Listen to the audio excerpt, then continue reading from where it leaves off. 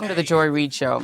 Donald Trump has made a big deal out of his claim that he opposed dumb wars of past presidents, including the Iraq War, although there is plenty of evidence that he was for it before he was against it. 20 years ago, you were skeptical of a Republican administration that attacked a Middle East country on the idea of questionable intelligence of weapons of mass destruction. How is this moment different with Iran? Well, there were no weapons of mass destruction. I never thought there were. And that was somewhat pre-nuclear. You know, there was a nuclear age, but nothing like it is today.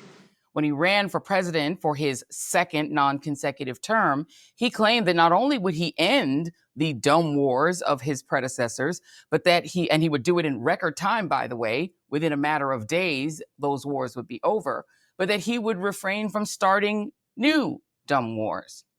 Well, about 6 months into his presidency, it seems that Donald Trump may have changed his mind. On Saturday, Donald Trump announced via X Twitter, with Pete Hegseth, the defense secretary, retweeting it, super professional, that the United States has bombed 3 nuclear sites inside of Iran. Iran, the bully of the Middle East, must now make peace. If they do not, future attacks will be far greater and a lot easier. Remember, there are many targets left. Tonight's was the most difficult of them all, by far, and perhaps the most lethal. This brings the United States into a war that Israel had already started, when Israel bombed sites inside of Iran, provoking Iranian retaliation and bombs that landed inside of Israel. Donald Trump has been told by his own intelligence services that Iran was not seeking a nuclear weapon, but he decided that his intelligence services and the leader of those services, Tulsi Gabbard, were wrong. What intelligence do you have that Iran is building a nuclear weapon? Your intelligence community has said they have no evidence that they are at this point. Well, then my intelligence community is wrong. Who in the intelligence community said that? Your director of national intelligence, Tulsi Gabbard. She's wrong. He made his own assessment, backed by Bibi Netanyahu, or backing Bibi Netanyahu, and now the United States has been drawn into that conflict. Joining me now is an actual expert on the subject. From the Quincy Institute, Trita Parsi, who is a co-founder of the Quincy Institute for Responsible Statecraft. He joins me now. Trita, your reaction to Donald Trump's decision to bomb these facilities? I think Donald Trump has all but guaranteed that Iran will be a nuclear weapon state in 5 to 10 years from now. Because nothing motivates a country more to achieve a nuclear deterrent than having been bombed in this manner by another country. In 1981, the Israelis struck the Iraqi facility named Osirak, and it was at the time deemed a great success. Later on, we realized that he actually caused Saddam Hussein to quadruple his nuclear budget. And had he not invaded Kuwait in 1991, had he just waited another 6 months, he likely would have had a nuclear weapon, because the international community was completely in the dark about how fast he was moving forward. A similar course of event is likely to happen in Iran right now, because just in the last week, we've seen a tremendous shift in opinion within the regime and within the society in favor of weaponization because of this attack by Israel at first, and now the attack by Donald Trump. And, you know, I want to pull that thread just a little bit more, because, you know, it strikes me that 2 nuclear powers, Israel and the United States, have bombed a non-nuclear power, Iran, which does not currently have nuclear weapons.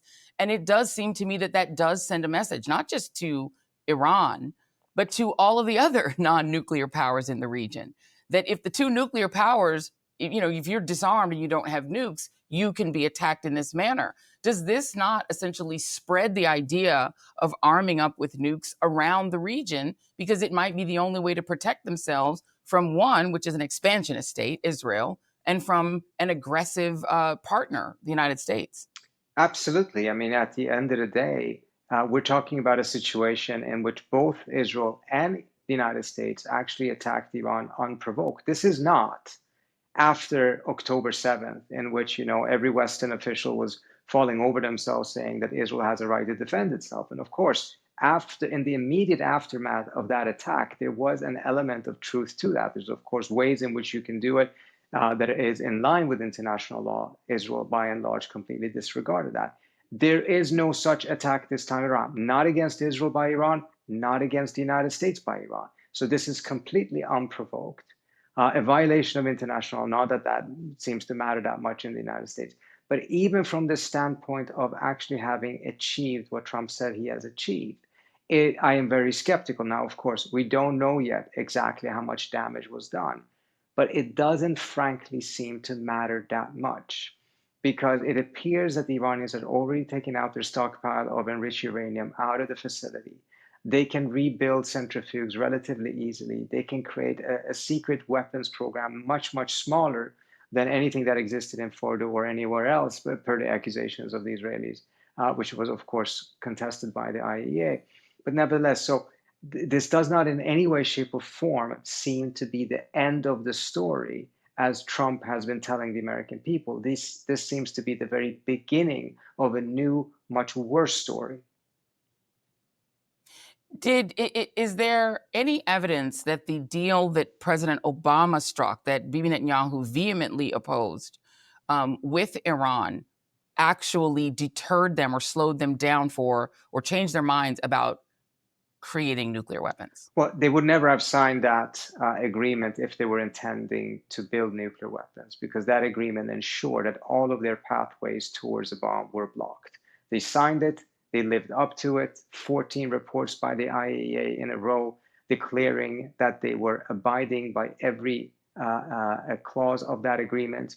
2 or 3 reports by even the Trump administration's own State Department at the time, certifying that the Iranians were complying with that agreement. So we would not be here had it not been for Trump pulling out of that deal. We would not be here if President Biden actually tried to restore Obama's legacy, which he hardly lifted a finger to do, not on Iran, not on Cuba. And we would not be here today had it not been so that Trump, in the midst of the negotiations with Iran, that actually originally went quite well, when Trump's red line was weaponization, had he not shifted that red line to zero enrichment, which was the Israeli red line. Once he did that, that's what triggered all of these different events. It's not that it made it inevitable for there to be this bombing, but it's where the starting point of this was. It's clear that Bibi Netanyahu has really wanted a war with Iran that the United States participates in, because they cannot win a war with Iran by themselves, right? At least they don't seem to believe they can. Why does Bibi Netanyahu seemingly want to be at war with Iran? There's many different reasons from Netanyahu's standpoint. Right now, obviously, because of his legal and political problems at home, he needed this. He's been continuing the slaughter in Gaza, refusing to agree to ceasefires, completely throwing the Israeli hostages under the bus, abandoning them because of his own political calculations and legal problems that he has if he were to lose his position as prime minister. But in regards to Iran, this has been going on for more than 25 years. And the root of it is actually not Iran's nuclear program.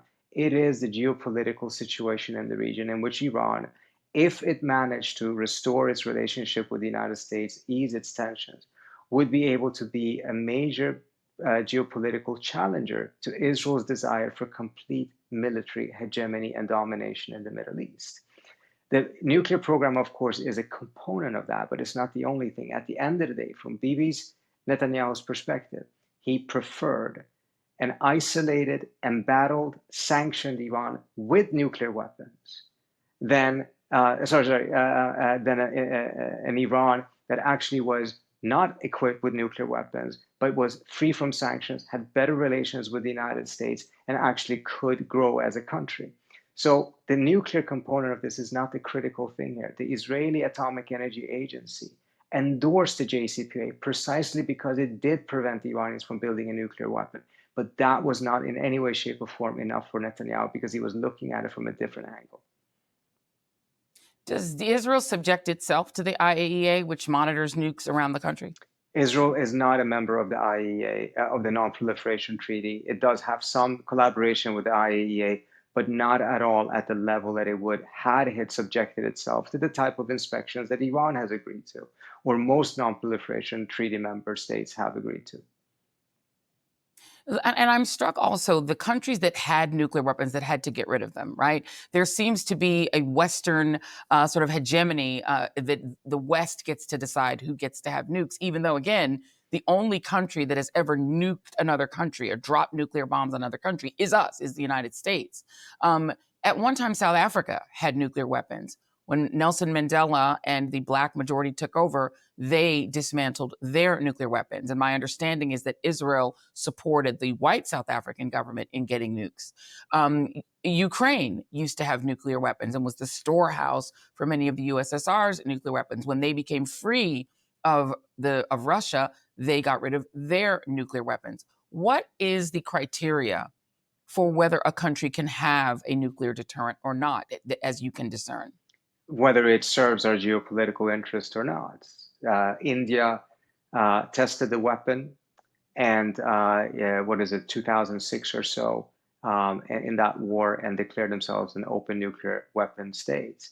And under normal circumstances, this should have been heavily punished by the United States as a way of upholding the credibility of the Non-Proliferation Treaty. Instead, it was hardly a slap on the wrist, because at the end of the day, the calculation of the United States was such that India was too important of a country in a future or ongoing geopolitical competition with with China. And as a result, India managed to get into the nuclear club, stand outside of the NPT without any much punishment. So it's very clear that at the end of the day, these are not the principles that ultimately guide our action or the actions of other states. But we expect others to follow those rules. And in this specific case, I think there's going to be reverberations of this throughout the region, as you mentioned. In the region in particular, if I was a Turkish strategist, even a Saudi strategist, I would be very worried if I don't have a nuclear deterrence at this point, because what's also have been made clear here is that the United States, despite the fact that it does have the capability of reining in Israel, saying no to Israel, it doesn't exercise that capability particularly often. And even when it does, which incidentally Trump has done on numerous occasions, unlike Biden, he nevertheless doesn't have the ability or the willpower to sustain it. Trump did push the Israelis into a ceasefire in Gaza, but he didn't keep on pushing to make sure that we reached phase 2 and phase 3. It required constant pressure on all parties, and that perseverance simply did not exist. And the same thing, I can give you more examples of this. So you have a situation that even when a president does have the willingness and capability to use it, doesn't use it sufficiently and persistently. And what does that then mean for countries like Turkey, Saudi Arabia, and others who are very worried about what an unleashed Israel will mean? Well, I think they will be thinking about nuclear weapons tonight. Yeah. And I have to ask this question because Netanyahu put a very hard press on Donald Trump to convince him to join this war, which, as you mentioned, and correctly, Iran did not start. I think it's really important to remind people that Iran did not attack Israel and did not attack the United States. They were attacked by both countries. Bibi Netanyahu made a claim, a public claim, that Iran was attempting to assassinate Donald Trump, which seems to have been very influential in his thinking. Is there any evidence of that? Because the two people who, shot at Donald Trump were Americans, in fact, were Republicans. There's no evidence they had any links to Iran. Not those two examples. Whether there's evidence for other plots, we don't know, but I can tell you this. If there was convincing evidence that that was the case, I don't think you would have seen any movement towards diplomacy by the Trump administration in the first place.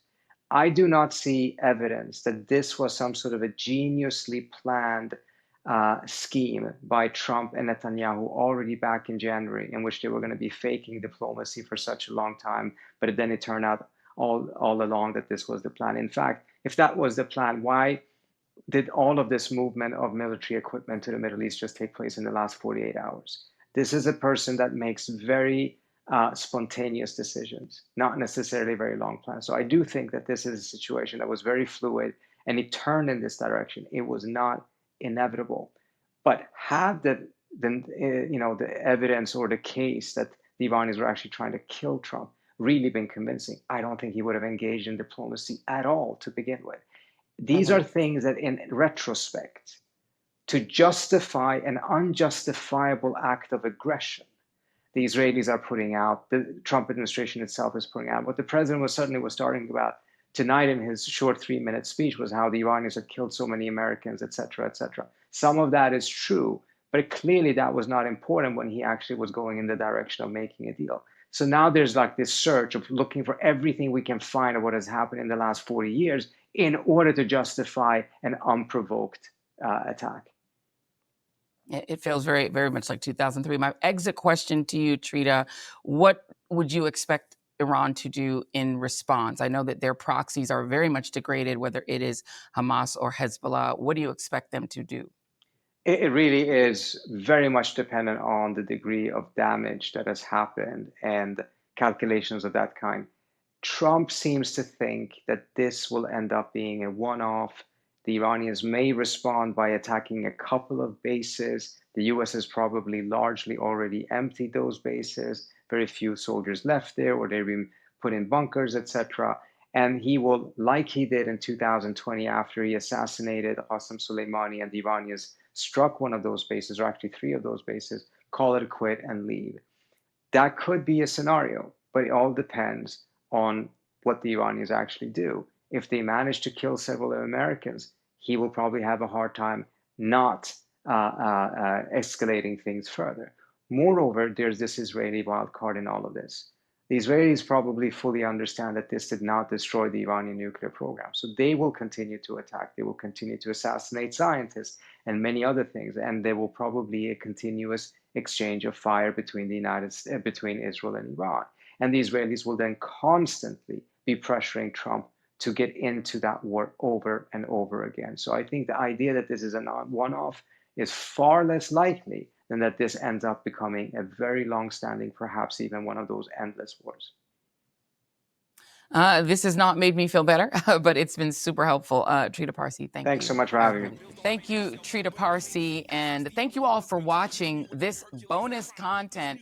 And if you want more on my thoughts on our potential entry into World War III, you can go to joyanreid.com, where I've written up some show notes on this conflict and on where it might go from here. That's joyanreid.com. You can also subscribe over there, but be sure to subscribe here as well. Hit that subscribe button. Also hit the like and the share so that you can tell a friend, tell a foe, and make sure that you don't miss any content right here on the Joy Reid Show. See you on the next one. Thanks for watching. Back to the basics, grassroots level. Let me dig a little deeper with the shovel. World War III. World War III. Like a black hole in the dark. Injustice anywhere, it's a threat to justice everywhere.